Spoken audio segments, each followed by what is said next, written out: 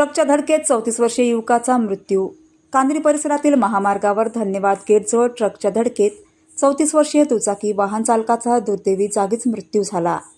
प्राप्त झालेल्या माहितीनुसार रविवार दिनांक 23 नोव्हेंबर रोजी सायंकाळी 5 वाजताच्या दरम्यान मृतक पवन मेश्राम वय 34 वर्ष राहणार संताजीनगर कांद्री हा आपल्या दुचाकी वाहन क्रमांक MH40 AJ 8891 ने घरी जात होता। यावेळी मागून येणाऱ्या कोळशाच्या ट्रक क्रमांक MH40 AK 73844 च्या चालकाने आपल्या ताब्यातील वाहन भरधाव वेगाने आणि निष्काळजीपणाने चालवून दुचाकी वाहनाला जोरदार धडक दिली।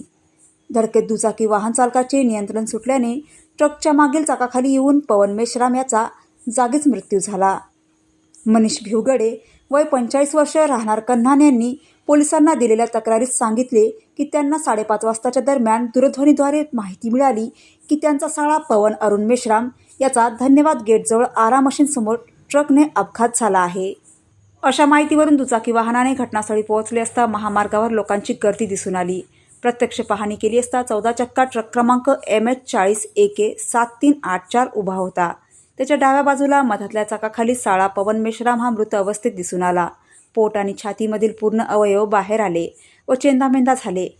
घटनेची माहिती कन्हान पोलिसांना मिळताच पोलीस निरीक्षक वैजयंती मंडवधरे, सहाय्यक पोलीस निरीक्षक रोशन बावनकर, वाहतूक कर्मचारी अनिल यादव, आशिष खोपरागडेसह अन्य पोलीस कर्मचारी घटनास्थळी दाखल झाले।